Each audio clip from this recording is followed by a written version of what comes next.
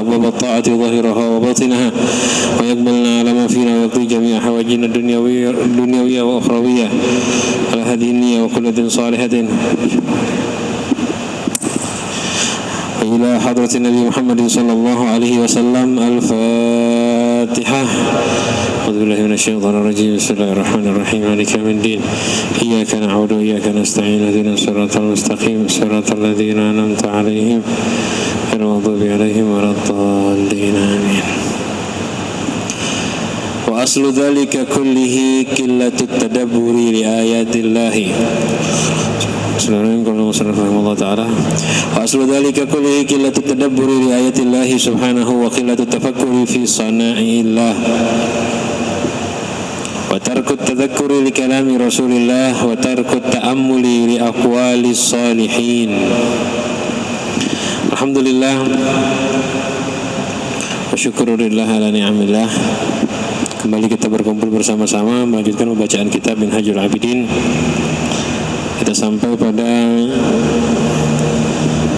penjelasan tambahan tentang rezeki dan melewati gangguan-gangguan dari taat. Kalau yang megang kitab terjemahan halaman 277, paragraf kedua dari bawah. Wa aslu dzalika kullihi, dan asal ataupun pangkal dari itu semua, artinya penjelasan kemarin bahwa kita sudah tahu bersama-sama pentingnya tawakal, tafwid, pasrah, ridho, dan sabar. Lalu dijelaskan bahwa dunia ini mengganggu kita, bahwa rizki ini paling utama, memikirkan rizki ini membuat kita paling sulit ibadah. Imam Ghazali mengatakan itu adalah baliyatul kubra, bala yang paling besar bagi seluruh makhluk, bagi kebanyakan makhluk. Karena rizkilah yang paling bikin menyibukkan hati kita, badan kita, sampai lupa ibadah. Dan ini yang kita rasakan, yang banyak waktu kita terbuang karena urusan ini.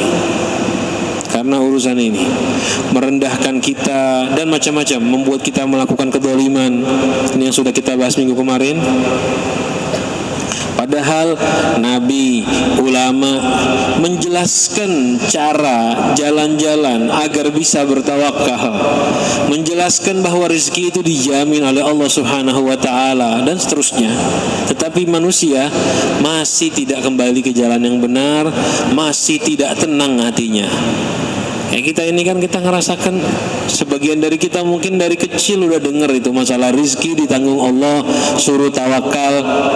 Ya, kita semua sebagian udah banyak yang dengar ini. Hampir semua mungkin sudah tahu ini.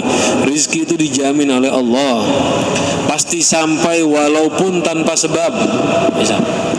Tetapi kita fi ghamratin min dalika, tetap lupa dari itu, lalai, masih tetap takut, la yakhafun, la yazaluna yakhafun, tetap takut an yafutahum ghadaun aw asya'un, tetap takut enggak makan siang dan tidak makan malam.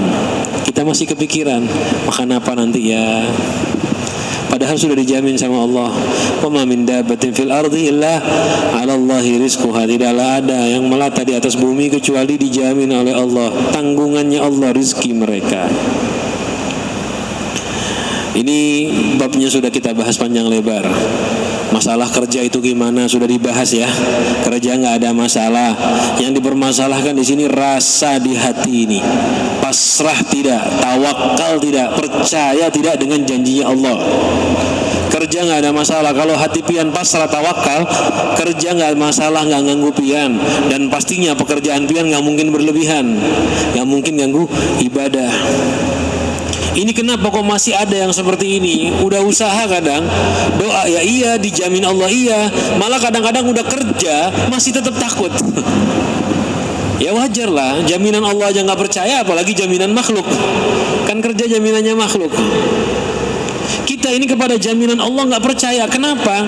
Qillatut tadabbur, sedikit tadabbur, kurangnya kita mengangan-angan di ayatillahi ta'ala, untuk ayat-ayat Allah. Wa qillatu tafakkur fi suna'illah, dan sedikitnya tafakkur kita pada ciptaan-ciptaan Allah. Yang buat kita dari dulu susah tawakal itu kurangnya kita berpikir. Saya yakin kalau pian duduk dengar majelis ilmu, terus guru menyampaikan tawakal, saat duduk itu biasanya tenang hati, biasanya ada rasa tawakal. Ketika pian mikir rezeki itu dijamin oleh Allah, baca misal ayatnya sambil dihayati, tenang hati saat itu. Tapi tenang hatinya cuma 5 menit, 10 menit, habis itu lupa lagi. Karena jarang kita kerjakan ini, jarang sekali menghayati, jarang sekali bertafakur. Allah dengarkan masalah rezeki ini, tafakur ini setahun sekali kadang-kadang. Karena lalainya sudah masalah rezeki. Bahkan kadang-kadang ulama seperti yang kita bahas kemarin ya, ulamanya sendiri nyemangatin, dia nggak bisa membedakan mana pekerjaan yang batasannya itu tidak mengganggu ibadah, asal anu aja, umum aja, pokoknya kerja itu baik, padahal kerja nggak semua baik. Kerja itu ada batasannya, sudah kita bahas. Kerja untuk dunia walaupun dengan niatan baik tetap jelek. Kerja yang bagus itu kerja untuk ukuran hajat, selesai. Buat makan, buat minum, pakaian, tempat tinggal secukupnya. Selebihnya syahwat. Sudah kita bahas itu masalah pekerjaan. Ketika orang nggak bisa membedakan mana mikirkan rezeki, mana usaha yang diiringi tawakal, kita tuh belum bisa membedakan di situ. Akhirnya kita ini nggak akan sampai kepada darajat tawakal. Kita ini kalau ditanya, Pak, tawakal itu gimana? Kadang-kadang kita ngomong tawakal itu nggak kerja, salah. Ya, tawakal itu nggak kerja, salah. Kenapa? Orang yang kerja tawakal bisa. Tawakal itu kan sudah kita bahas, kepercayaan hati kita bahwa rizki itu dijamin oleh Allah. Rizki pokok kita nggak mungkin tidak sampai kepada kita, itu namanya tawakal. Kerja yang terpuji sama yang tidak kita nggak bisa membedakan. Kerja yang terpuji adalah kerja mencari nafkah wajib buat diri dan keluarga, itu kerja yang terpuji. Selebihnya itu kerja sia-sia. Untuk ukuran pokok sampean itu terpuji, dapat pahala. Di atas ukuran pokok sia-sia. Keperluan pian misal 100.000, nambah 120.000, 20.000-nya sia-sia. Kalau 20.000-nya ini untuk syahwat, dari sia-sia berubah menjadi tercela. Sudah kita bahas bersama-sama ya di bab maksiat perut. Sudah kita bahas bersama-sama ini. Ini perlu tafakur. Nah, kalau kita ulang-ulang terus kita nggak hatam-hatam kitabnya ya. Makanya biar dibuka, yang punya kitab dibaca, diulangi. Ini buku bukan dipelajari selesai, tapi perlu selalu dipikirkan. Ini terhubung terus. Ini sekarang ngebahas masa rezeki, ulang, mundur ke bab awal, bab tawakal. Intinya di situ. Lalu kembali lagi diulang di bab masalah maksiat perut. Masih ingat maksiat perut? Makan haram. Di situ dibahas macam-macam. Baca juga ulang di situ. Ini selalu berhubungan agar kita faham dengan detail.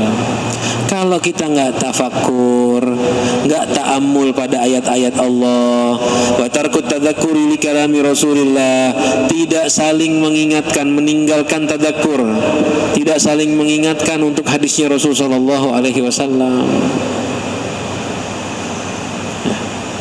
Satu sama lain kawan cuek aja. Padahal gunanya teman majelis ya ini, mengingatkan kawan-kawannya untuk tafakur, untuk tawakul, untuk bertawakal. Gunanya keluarga ya begini, mengingatkan anaknya untuk tawakal. Kadang-kadang terbalik, malah keluarga yang menghilangkan tawakal. Ini kadang-kadang ada orang begini, sampai punya anak, anaknya dipesantrenkan biar jadi alim ulama. Pulang dari pesantren, orang tuanya ngomong, ayo nak usaha, ilmu tuh kada bisa memberi makan pian. Dari kecil anaknya dipondokan, disuruh tawakal, dipondokan.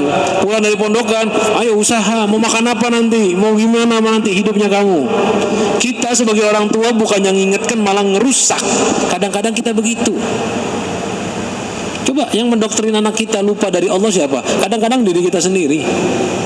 Kita ini kadang-kadang merusak pemikiran anak kita bahwa yang memberi kita makan itu pekerjaan, bukan yang memberi makan Allah.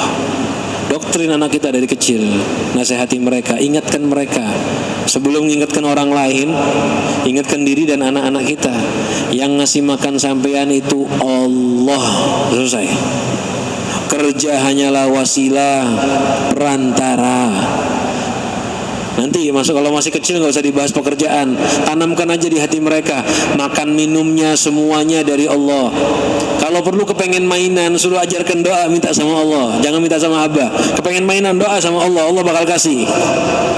Dan memang betul, anak pian kepengen mainan, yang ngasih kita apa? Allah Subhanahu Wa Taala. Kalau minta sama kitanya nggak mampu, nggak mungkin dapat.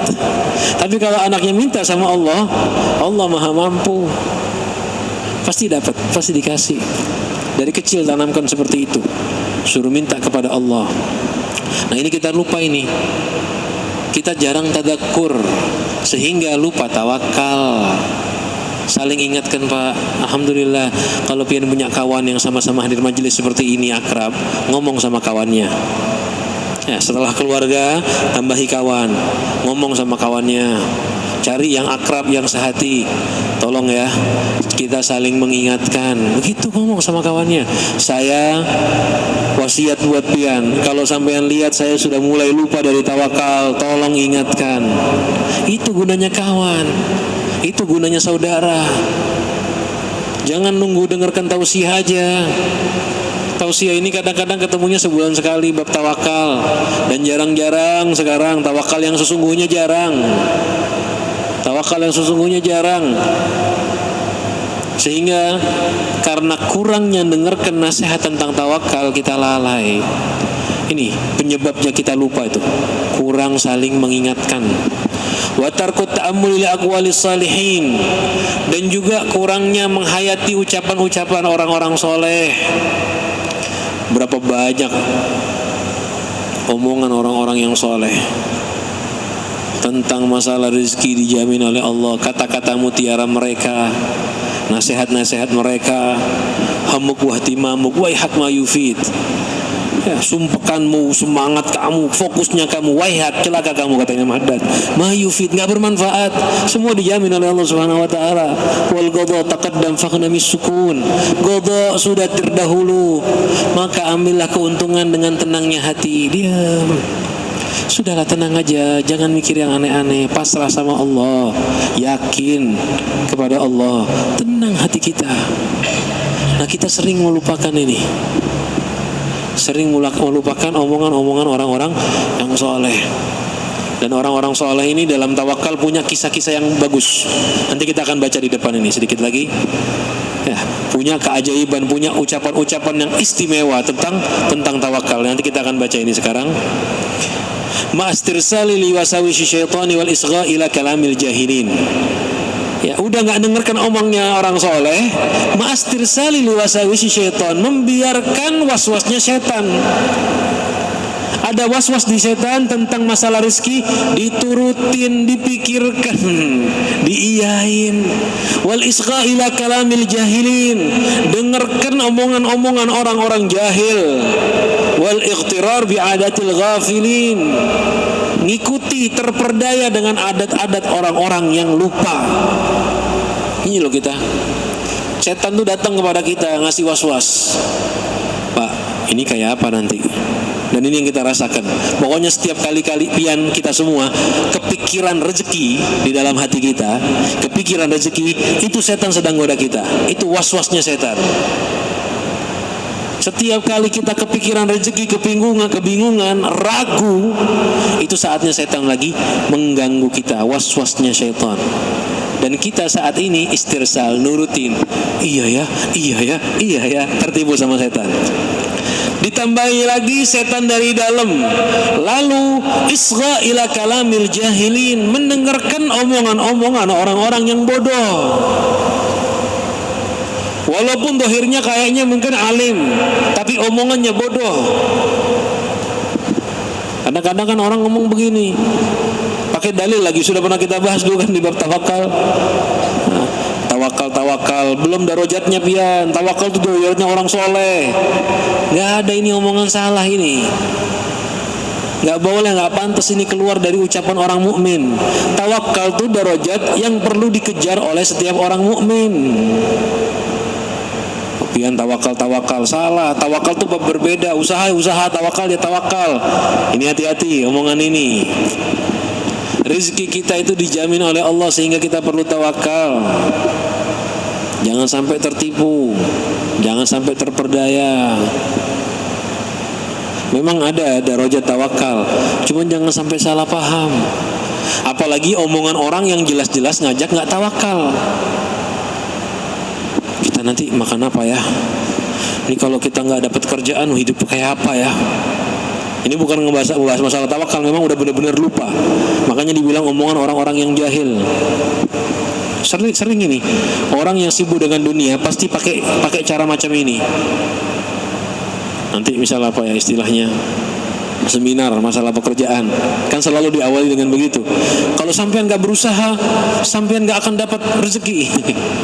Karena omongan begitu selalu ada. Disemangati untuk kerja. Yang bisa membawa rezeki adalah diri kita sendiri. Yang bisa merubah takdir adalah kita sendiri. Karena ada omongan begitu motivasi. Ingat, motivasi seperti ini ya, yang keluar dari ucapan orang-orang yang tidak beriman kepada Allah, jangan diikutin. Bahaya loh kalimat tadi. Yang bisa merubah takdir hanyalah kita sendiri. Bahaya. Itu omongan-omongan yang keluar dari filsafat-filsafat kafirin, orang-orang kufur, orang-orang syirik. Yang bisa merubah takdir gak ada, hanyalah Allah Subhanahu wa ta'ala yang mengaturnya. Rezeki kita di tangan kita, salah juga itu. Rezeki kita di tangan Allah. Kita ngedengarkan itu, kadang-kadang kita terbuai memang. Apalagi nanti yang ngasih motivasinya, motivatornya orangnya udah kaya, membuktikan, lihat saya, kata dia. Biar liatin aja. Ada saatnya dia hancur, ada saatnya dia tinggi. Manusia ini. Dan seandainya dia sukses di dunia, di akhirat akan kelihatan nanti. Rezeki kita di tangan Allah, bukan di tangan kita. Jangan dengarkan itu omongan orang-orang yang jahil. Walaupun kedoknya kelihatannya pintar, kaya, dan hebat. Kalau omongannya tidak sesuai dengan Al-Quran dan Hadis, itu masuk kategori jahil. Itulah sebabnya kita sering lupa. Jangan dengarkan omongan motivator-motivator duniawiyah. Motivator dunia jangan. Kalau urusan rezeki janganlah. Kita punya motivasi terbaik, yaitu dari Al-Quran dan Hadis. Memang motivator-motivator tuh ada bagusnya, tergantung jenis nasihatnya, nggak semua jelek. Tapi kalau udah omongan yang saya contohkan tadi yang salah, kan ada omongan-omongan yang salah. Takdir kita di tangan kita, salah.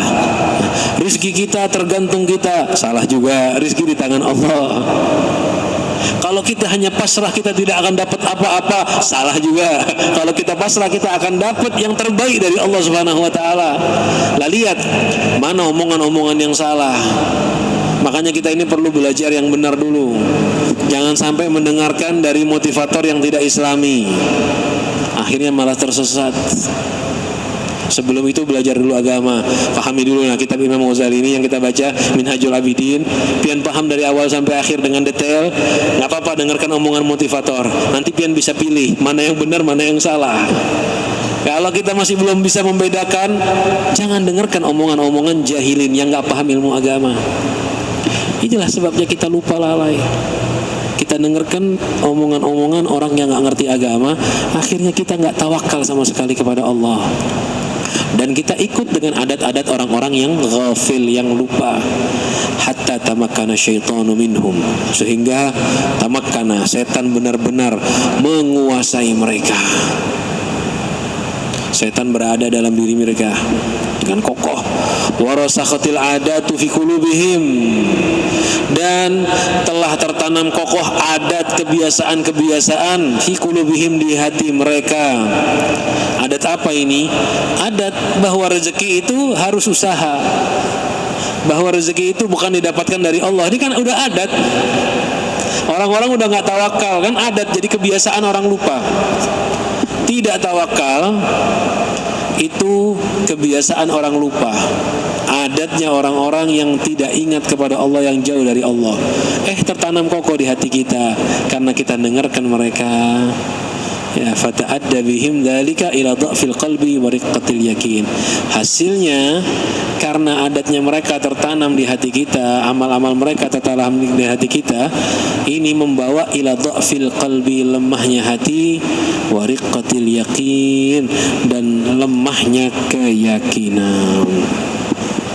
Ammal akhyar, sedangkan orang-orang soleh, orang-orang terpilih, alladzina hum ulul absar, yang mana orang-orang akhyar ini orang-orang yang punya basirah, yang punya pemahaman lengkap, ya, yang punya pemahaman sempurna. Wa arbabul jiddi wal ijtihad, orang-orang yang selalu bersungguh-sungguh ijtihad. Fa absaru tariqas sama, mereka melihat jalan langit. Ini kiasan. Orang-orang pilihan itu melihat jalan langit, artinya melihat rezeki itu dari Allah, maksudnya begitu. Falam ya'ba'u, ya, falam ya'ba'u bi asbabil ard, sehingga mereka tidak melirik dengan sebab-sebab bumi. Orang-orang soleh, orang-orang terpilih, dia melihat jalan langit, artinya melihat jalur rezeki yang langsung dari Allah, sehingga dia tidak melirik jalur-jalur kecil, jalur-jalur bumi yang itu hanya cuma cipratan sedikit saja. Jalur utamanya adalah jalur Allah Subhanahu wa ta'ala. Wa'tasamu bihablillah, dan mereka berpegang teguh dengan talinya Allah Subhanahu wa ta'ala, artinya bergantung hanya dengan Allah. Falam yaktarithu bi'alaikil khalqi, sehingga mereka juga enggak mau bergantung dengan makhluk, enggak pernah melirik gantung dengan makhluk. Udah ada Tuhan yang maha kaya, ngapain juga bergantung sama makhluknya Tuhan? Ini orang kaya ini, bos ini diberi oleh Allah, dia dikasih oleh Allah, dijamin oleh Allah. Kita bergantung sama dia, nggak ingat sama Tuhan yang memberikannya. Kalau orang pintar ngapain lewat tangan kedua, langsung tangan pertama. Nah, orang-orang soleh paham itu, yang memberi semua ini adalah Allah, sehingga langsung saja kepada Allah. Tapi orang yang gak mampu, yang lemah, dia belum bisa ke atas, masih bergantung sama makhluk di sekitarnya. Ini susah ya, susah. Pemahamannya mudah aja, prakteknya yang susah. Mudah aja. Kan kita semua tahu kalau ditanya yang ngasih rezeki bos kita siapa? Allah. Perusahaan kita jadi sukses dari siapa? Allah. Kenapa pian minta sama perusahaan, gak minta sama Allah? Kan selesai, sudah gampang aja itu. Nah, kenapa kau masih ke situ? Ya karena lemahnya iman kita. Kalau akhyar, orang-orang terpilih, itu mereka sudah melihat sebab langit dan melihat bergantung kepada Allah cukup tanpa bergantung kepada manusia. Wa tayaqqanu bi ayatillah, mereka benar-benar yakin dengan ayat-ayat Allah, dengan Al-Qur'an, tanda-tanda Allah. Wa absaru tariqahu, dan melihat jalannya. Falam yaltafitu ila wasawisi syaitan, sehingga mereka tidak pernah nengok melirik kepada waswasnya syaitan, wal khalaq, waswasnya makhluk, wan nafas, dan waswasnya nafsu. Jadi mereka ini sudah kenal dengan ayat Allah, faham jalannya yang benar. Orang soleh ini belajar, lalu alim, mengamalkan ilmu dan tawakal. Sudah tahu ini jalannya rezeki dari Allah, tawakal. Mereka udah tahu ini jalannya ini, absaru tariqahu, tahu ini jalannya hanya ini. Selesai. Nggak lirik jalan yang lain. Setan bawa waswas, nggak didengar. Wal khalaq, makhluk bawa waswas, nggak didengar. Nafsu bawa keraguan, tidak diikuti. Orang soleh, bahkan wali sekalipun digoda loh sama setan, nafsu, dan makhluk. Selalu menggoda mereka biar waswas masalah rezeki. Bahkan wali sekalipun. Fa idza waswasa lahum syaitan, jika setan membawa waswas, membisikkan, menggoda, au nafsun au insanun, atau nafsu mereka atau manusia yang lain, bisyai'in qamu ma'ahu bil munaqashah. Bisyai'in, manusia, jin, manusia, setan dan nafsu membawa waswas dengan sesuatu. Mau makan apa, Pak? Di sini nih enggak ada rezekinya. Wah, di sini nih tempatnya kering. manusia, setan dan nafsu waswas begitu, qamu ma'ahu bil munaqasyah. Mereka mendebat setan, menjawab was-wasnya setan, nafsu dan orang-orang yang mengajak lupa dari Allah. Wal mudafa'ah, mencegah mereka, melawan mereka. Wal mukhalafah, dan menentang mereka. Hatta wallal khalqu anhum, sampai-sampai manusia malah yang jauh dari mereka. Wa'tazala anhumus syaitan, setan akhirnya enggak goda mereka, i'tizal, menjauhi mereka. Wan qadat lahumun nafsu, nurutlah nafsu kepada mereka. Wastaqama lahumut tariq al mustaqim, dan luruslah, kokohlah bagi mereka jalan yang mustaqim, jalan yang benar. Orang soleh itu nanti setan goda, Pak, ini kayak apa ke depannya? Ada setan begitu. Atau manusia, kadang istri dan anak, paling sering begitu, keluarga.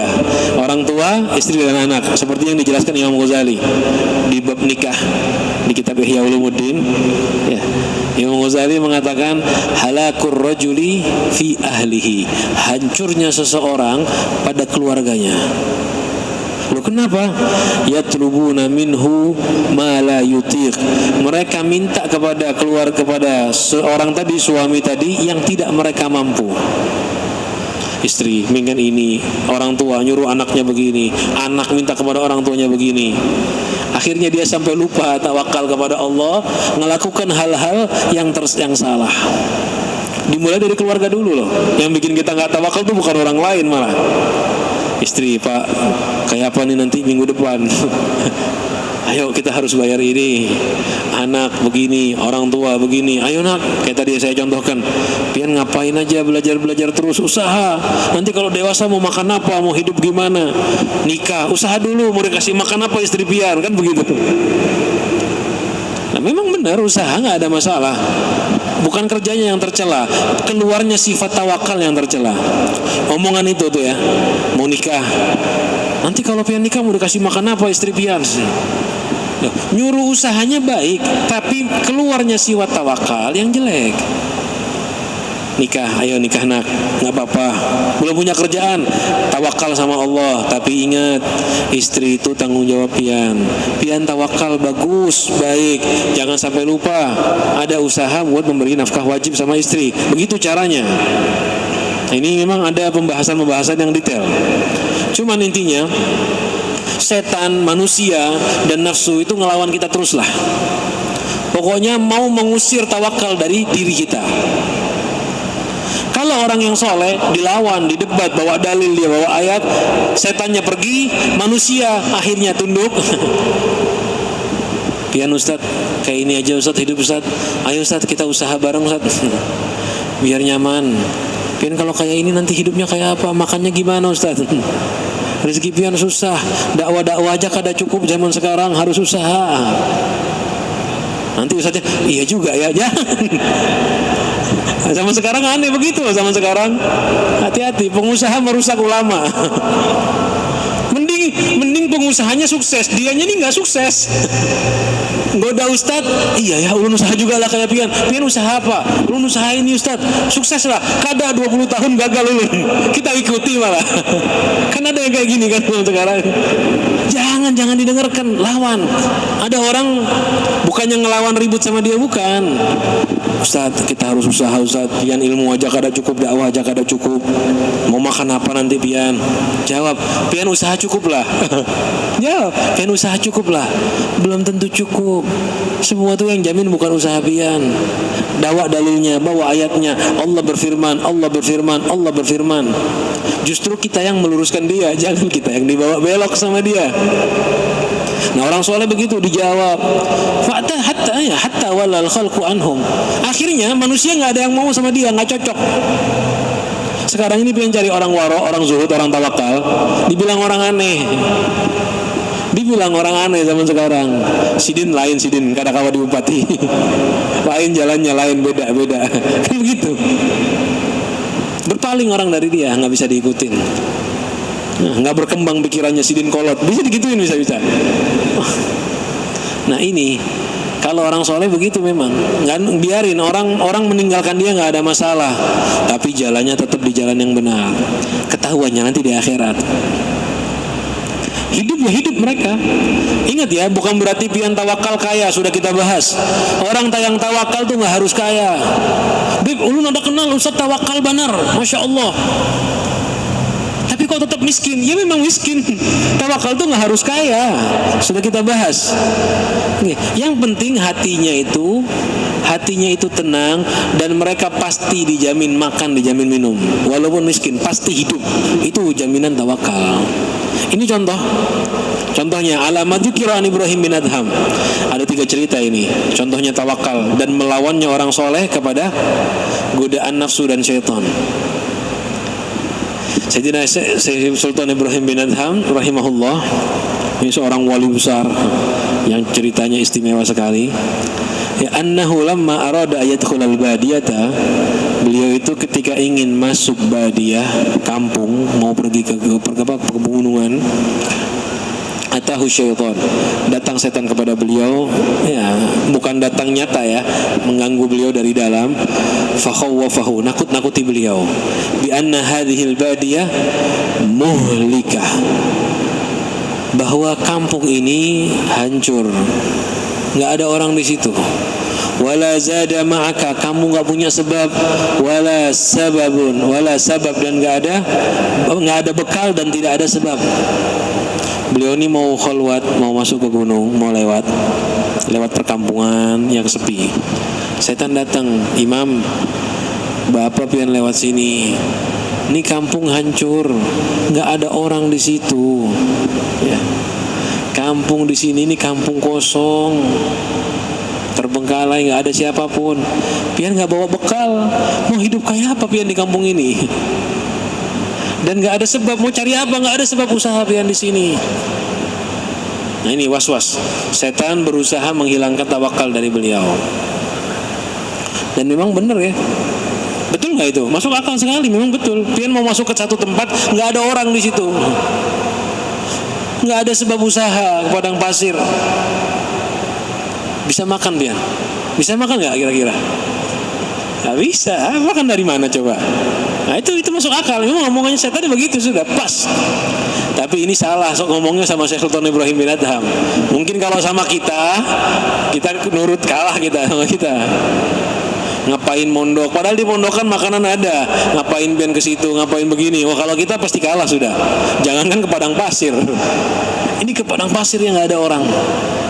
Akhirnya fa'azama ala nafsihi, lalu beliau berencana dengan teguh rahimahullah, semoga Allah merahmati beliau, ayyaqta al-badiyata ala tajarrudihi dzalika, akan masuk ke dalam badiyah namanya kampungan tersebut, padang pasir tersebut, ala tajarrudihi, atas tajarrudnya beliau, nggak bawa bekal, nggak bawa apa-apa. Biarin saya mau ke sini tetap nggak bawa apa-apa, tanpa bekal, tanpa apapun. Wa alla yaqta'aha hatta yusalli, dan gak akan keluar dari situ sampai dia sholat setiap mil min amyaliha al-farokah, setiap mil 1000 rakaat. Jadi bukan cuma lewat sekarang. Saya gak bakal nyelesaikan lewat sini kecuali di setiap milnya, setiap titiknya saya sholat 1000 rakaat. Ini setannya kesel ngoda beliau. Digoda bukan takut, malah tambah ngelawan. Setan tujuannya biar nggak ke situ, dibikin tawakalnya hilang. Tawakalnya tambah kuat, tambahi sholat lagi 1000 rakaat. Bayangkan. Setan ini kalau mau ganggu mereka mikir. Gemetaran juga setan. Diganggu, bukannya tergoda, malah tambah baik. Padahal aslinya mau lewat aja. Cuman setan bilang tawakal, setan bilang hati-hati. Pian kalau nggak bawa apa-apa ke sini, mau makan apa? Akhirnya nggak jadi lewat aja, lewat plus sholat 1000 rakaat di setiap mil. Dan ternyata benar, waqama bihima azama alaih, beliau menjalankan apa yang beliau rencanakan. Wa baqiya fil badiyah, tinggal di badiyah tersebut 12 tahun. Ya jelaslah 1000 rakaat per mil. Bayangkan berapa lama. Dan tinggal di situ tanpa bekal, tanpa apapun 12 tahun. Sampai suatu saat Harun ar-Rasyid haji fi ba'di tilka sinin, di antara 12 tahun yang Syekh Sultan Ibrahim bin Adham lagi di kampung tersebut. Fara'ahu, dilihat tahta milin, salah satu mil, ya, di salah satu tanaman atau apa di situ, yusolli, lagi sholat. Jadi Harun ar-Rasyid ngelihat Ibrahim bin Adham lagi sholat di situ. Fakila lahu hadza Ibrahim bin Adham. Ada orang bilang, Imam Harun ar-Rasyid, ya, Amirul Mukminin, itu Syekh Sultan Ibrahim bin Adham lagi sholat di situ. Sampai 12 tahun ya. Di pertengahan tahunnya ada raja lewat, ini Ibrahim bin Adham lagi sholat.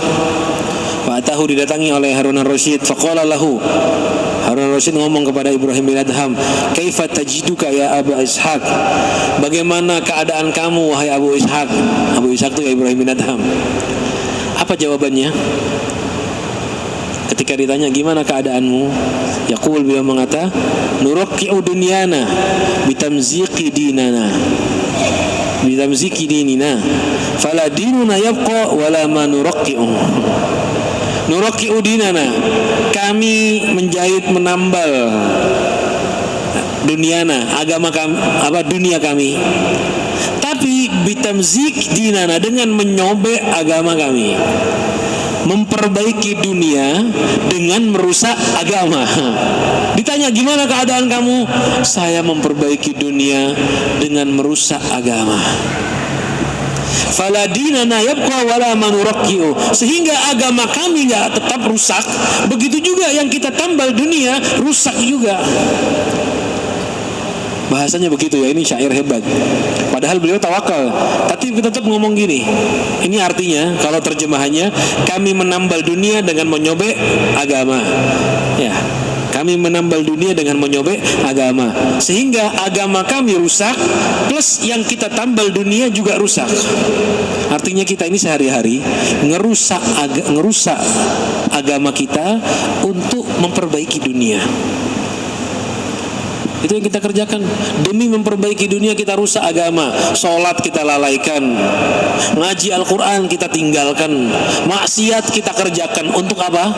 Untuk dunia. Dunia gak dapat, walaupun dapat jumlah gak ada keberkahan, agama pun hilang, rusak. Itu jawabannya beliau. Fatuba li 'abdin atharallaha rabbahu, sungguh beruntung seorang hamba yang lebih mengutamakan Allah Tuhannya. Wajada bidunyahu lama yatawaqqa'u, dan beliau dermawan mengeluarkan hartanya dunia karena yakinnya mereka, tahunya mereka akan keadaan nanti di akhirat. Jadi sungguh beruntung, ya, sungguh beruntung hamba yang mengutamakan Allah Tuhannya, lalu dia dermawan mengeluarkan harta yang dunia yang dia miliki karena mereka berharap kesuksesan akhirat, berharap dari Allah Subhanahu wa ta'ala. Ini omongan Syekh Sultan Ibrahim bin Adham, dikatakan orang yang soleh, wali, hebat, istimewa. Bagaimana keadaannya? Omongannya begini, kami ngerusak agama untuk menambal dunia. Padahal beliau tawakal loh. Setan ngomong, Syekh, pian ke kampung begini mau makan apa? Pian gak bawa bekal. Nah, omongan kayak gini kalau didengarkan sama orang soleh, dilawan, tidak dituruti. Sering ada bisikan buat kita kan untuk tidak tawakal, lawan. Seperti Syekh Sultan Ibrahim bin Adham, dilawan. Saya nggak akan nuruti bisikan setan, tetap masuk ke dalam badiyah bila zadin, tanpa bawa bekal. Bukannya pulang ngambil bekal, bukan. Biar bekal itu nggak perlu, yang perlu Allah. Dilawan ini godaannya. Masuk ke dalam tanpa bekal. malah ditambahi sholat 1000 rakaat setiap mil. Coba lihat, hidup nggak beliau? Hidup, 12 tahun hidup, nggak mati. Makannya dari mana? Allah yang maha memberikan beliau tanpa disadari. Cerita lagi, wa an ba'dis salihin rahimahullahu, saya ringkas ceritanya ya. Sebagian orang-orang saleh rahimahullah, annahu kana fil bawadi fa waswasa lahu syaitanu bi annahu mutajarridun wa hadhihi badiyatun muhlikatun la umrana fiha wala nasun. Sama, ada sebagian orang soleh tinggal di Badiah, perkampungan Badui. Lalu setan bikin was-was, sama seperti Syekh Sultan Ibrahim bin Adham. Pian kesini nggak bawa bekal, mutajarrid, nggak ada bekalnya. Ini kampung, nggak ada orang di sini, nggak makmur, nggak ada manusia. Mau makan apa pian di sini? Hasilnya apa? Omongan setan nggak dituruti, dilawan. Saya yakin kepada Allah, nggak mau dengar bisikan setan. Setannya ngomong, mau makan dari mana? Beliau yakin Allah yang ngasih saya makan. Saya berencana an yamdiya ala tajarrudihi, saya terus nggak bawa bekal di sini, dan saya akan cari jalan ya terus sampai nggak ketemu orang dan nggak makan apapun. Saya nggak akan ngambil dari orang, nggak mau menerima dari orang, pemberian orang, dan saya tidak akan makan apapun kecuali makanannya diangkat, ditaruh di mulut saya. Diancam setannya ya, ulun nggak mau minta sama siapapun, biar aja, dan saya nggak akan mau makan kecuali dibuka mulut saya, ditaruh makanan di mulut saya, biar aja. Minta nggak mau usaha, kata beliau. Saking ngancamnya setan, ini ancaman buat setan. Ulun nggak mau usaha dan ulun nggak mau makan kecuali ditaruh makanannya di mulut saya. Hatta yuj'ala fi fami as-samnu wal asal, ditaruh samin dan madu. Milih lagi makannya, kata beliau. Saya nggak mau minta, nggak mau mencari, saya cuma mau menunggu, dan saya nggak mau dikasih di depan, maunya dimasukkan ke mulut saya. Nggak ngomong sama siapa-siapa, ini diem, ngomongnya sama setan di dalam dirinya. Thumma adala ani syari' wa man ra'a wajhi syai'an sa'ihan. Lalu berpaling dari jalan, bukan jalan orang ramai, cari yang sepi, dan pergilah ke situ. Lalu beliau mengatakan, fasirtu masya Allah, saya jalan dengan perjalanan yang jauh, sekiranya nggak ketemu orang. Fa idza bi qafilatin qad adallatit tariq. Sudah saya ke tempat yang nggak biasa dilewati orang, yang nggak ada orang lewat situ. Ternyata ada rombongan datang ke situ. Qad adallatit tariq, mereka tersesat. Jadi harusnya lewat sini. Ini jalan yang ditempuh sama Saleh tadi bukan jalan yang dilewati manusia, hutan misalnya, padang pasir yang nggak biasa dilewati. Ada rombongan tersesat ke arah mereka. Wahum yasirun, saya kelihatan mereka berjalan. Falamma absartuhum ramaitu binafsi ilal ardi. Ketika saya ngelihat ada rombongan ke sini, saya lempar diri saya ke bumi. Artinya apa? Sembunyi. Udah ke tempat yang terpencil, kelihatan ada orang, saya sembunyi, jatuh, taruh di bawah tanah, sembunyi. La'allahum la yubsirunani, sehingga mereka biar nggak melihat saya. Ini bukan tawakal, keterlaluan ini ya. Ada orang lewat, kesempatan dapat bantuan, malah sembunyi. Fasayyarahumullah azza wa jalla hatta waqafu alayya. Tapi Allah subhanahu wa ta'ala tetap menggerakkan mereka sampai mereka datang kepada saya, padahal saya tidur sembunyi. Faghamattu aini, saya tutup mata saya, nggak saya buka. Fadanau minni, mereka mendekat ke saya. Wa qalu hadza munqati'un ghusya 'alaihi minal ju'. Mereka terus ngomong, ini ada orang ini pingsan karena kelaparan. Ayo, ya kelaparan, kehausan, minal wal atash. Fa'tuha saminan wa asal, ayo kita kasih samin dan asal sesuai dengan permintaan mereka beliau. Ambilkan samil, ambilkan asal. Asal itu madu, samin itu minyak. Ambilkan minyak samin dan madu sesuai dengan omongannya dia. Saya mau ke hutan, mau sembunyi, saya nggak mau makan kecuali samin dan madu. Bawakan samin dan madu, naj'aluhu fihi, kita suapin dia. Beliaunya nggak minta, pura-pura pingsan, diem, kita suapin ya. La'allahu yufik, biar dia sadar. dibawakan madu dan samin. Kata beliau, saat dibawakan madu dan samin, saya gigit gigi saya tutup mulut saya, nggak dibuka. Sudah mau disuapin, bukan membuka beliau, saya tutup mulut saya. Ini bukan tawakal ya, berlebihan sebetulnya sudah. Cuman yang namanya rezeki pasti sampai.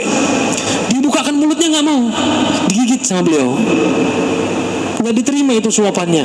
Akhirnya orang tadi membuka mulutnya, dibuka paksa sampai terbuka ya, hatta fatahuhu, lalu mau disuapin. Ketika dibuka mulutnya disuapkan, tertawalah beliau. Orang soleh tadi tertawa, cuman tertawa dalam hati ya, fafatahtu faya, tertawa dalam hati. Akhirnya ternyata benar, dipaksa dibuka mulut saya ya. Falamma ra'au dzalika minni qalu majnunun anta. Ketika mereka melihat saya ini main-main, bilang mereka, dasar orang gila. Kamu ini orang gila.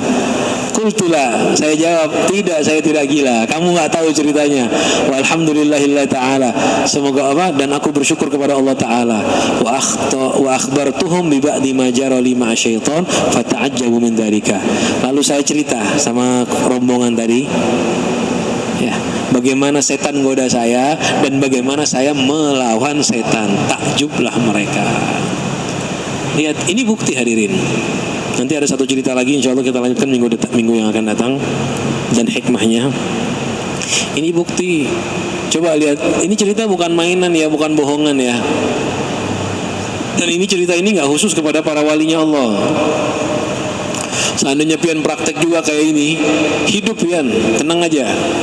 Cuman jangan jangan. Kalau pian praktek cuman umpat-umpatan tanpa tawakal, pian nggak akan dapat begini. Ini dia dapat rezeki itu dari tawakalnya, bukan dari coba-cobanya, bukan. Kalau kita praktek, ulun praktek 1 minggu kada mau keluar rumah, 2 hari kelaparan. Dibohongi Habib ulun. Ceritanya palsu ini. Bukan, pian main-main. Itu bukan tawakal, lain. Cari masalah itu. Kalau tawakal itu benar-benar dari hati. Dan ini ceritanya bukan main-main, betulan. Itu bagaimana orang-orang soleh melawan was-wasnya syaitan, tetap dalam tawakal kepada Allah. Nggak dituruti, tetap tawakal kepada Allah. Hasilnya apa? Mereka tetap hidup. Nah, kita walaupun mungkin cerita kita tidak perlu masuk ke hutan, pergi ke padang pasir, enggak. Pian tetap hidup biasa, kerja ya silahkan tetap kerja, tapi hatinya hanya bergantung kepada Allah. Kita seperti itu saja. Tetap usaha, tapi yakin usaha ini nggak berguna, hanyalah Allah yang berguna untuk saya. Nah, mungkin derajat kita ini paling nyaman, paling pas. Mudah-mudahan kita semua dijadikan orang-orang yang bertawakal kepada Allah Subhanahu wa ta'ala.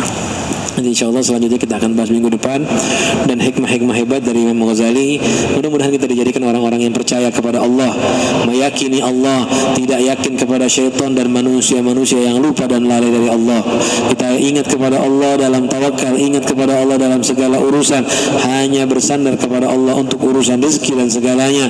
Mudah-mudahan semua kita diberikan rezeki yang lancar, yang mudah, yang barokah, dan tetap diiringi tawakal, zuhud serta wara oleh Allah Subhanahu wa ta'ala. Hadza minni, mohon maaf jika ada salah kata kurangnya. Assalamualaikum warahmatullahi wabarakatuh.